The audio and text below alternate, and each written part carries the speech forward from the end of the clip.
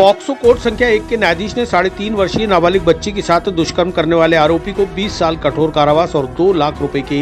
अर्थदंड से किया दंडित।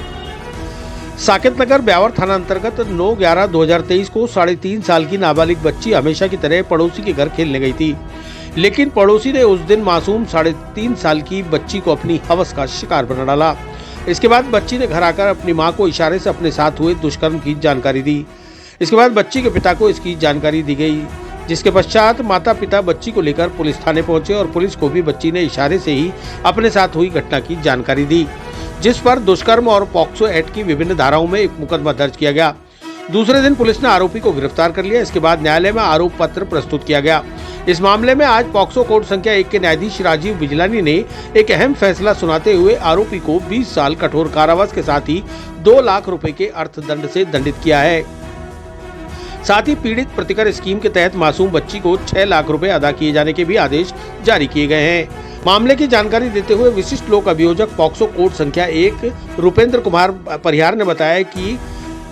मामले में 8 गवाह और 14 दस्तावेज अदालत के समक्ष प्रस्तुत किए गए हैं, जिसके आधार पर न्यायाधीश ने अहम फैसला सुनाते हुए टिप्पणी की कि पड़ोस में रहने वाला पड़ोसी ही सच्चा हितकारी होता है। ऐसे में आरोपी ने पड़ोसी होने का धर्म नहीं निभाया और उसे कलंकित किया है। ऐसे में उसके साथ कोई नरमी नहीं बरती जा सकती। पॉक्सो कोर्ट के विशिष्ट न्यायाधीश श्री राजीव कुमार बिजलानी जी ने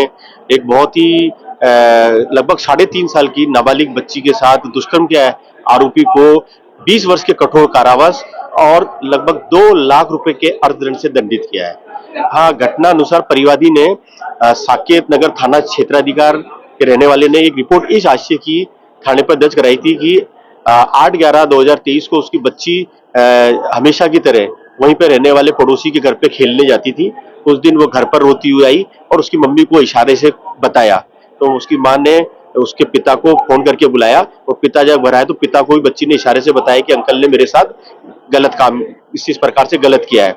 तत्काल उसी दिन थाने पर रिपोर्ट की गई, मुकदमा दर्ज कर पुलिस ने अनुसंधान किया। दूसरे दिन आरोपी को गिरफ्तार किया गया और अब पुलिस ने अनुसंधान कर आरोप पत्र माननीय न्यायालय के समक्ष पेश किया गया और पीड़िता ने जो पुलिस को 161 और 164 के बयानों के अंदर इशारे से जो उसके साथ जो घटना हुई थी वो बताया। उसी प्रकार न्यायालय में जब पीड़िता